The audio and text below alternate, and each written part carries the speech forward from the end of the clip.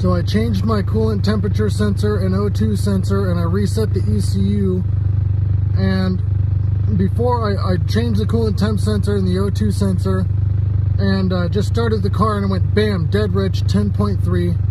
And now it idled at around 11.8 to 12.8 for about 4 minutes until it started coming up to operating temperature. And now I think the ECU is just mapping out right now, because it'll jump to like 12.8, hunt back and forth between 12.8 and 13.2, and then it'll jump back up to stoic and a little bit lean to like 15.5, and then it jumps back down. So I think the ECU is just learning right now, so I'm going to let it warm up to operating temperature, then I'm going to drive it, and then I'm going to see how it idles. Because by then the ECU should have learned its enrichment tables. To see how it's hunting back and forth. I'm pretty sure the ECU is doing that since I reset it, relearning all the maps. Because I think what happened was when I put the new Walbro 255 in, I forgot to reset the ECU, so that's why it was going dead rich, is because the ECU didn't know what to do with all that fuel. Because this is a lot better than it was before. It hunted back and forth like this, but it hunted from like 10.3 to 12.0, and then it would go up to like 16.0 and then back down to 10.3. So I'm pretty sure right now it's just trying to read stoic off the new O2 sensor and get it dialed in on the ECU, because the air fuels are a lot better than they were.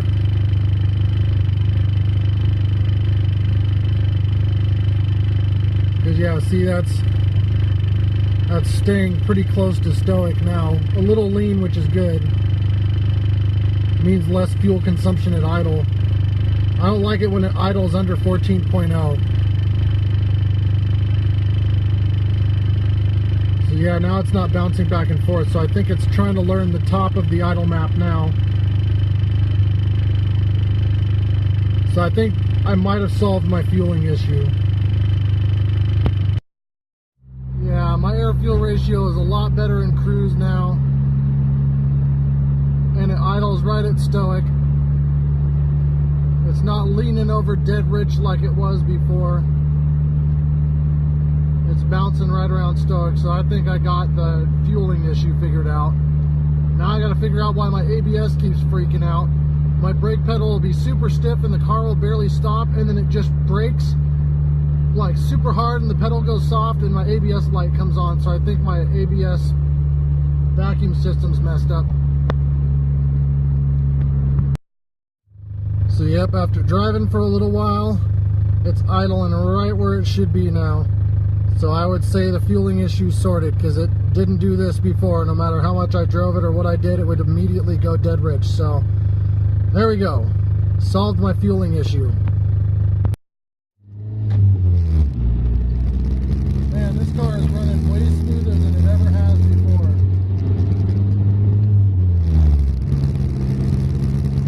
The shifting is crisp, just the new brass bushings in the stock shifter. Still have a low RPM, third gear lockout issue. But it shifts fine in boost.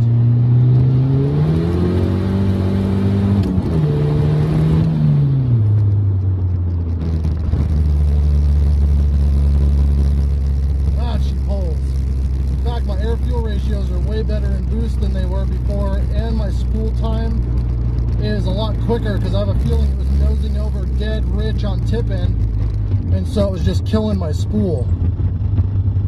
But air fuel ratios are good now, both idle, cruise, and in boost. And man, with these new shifter bushings, I can bang gears without worrying about missing third or fourth like I did with that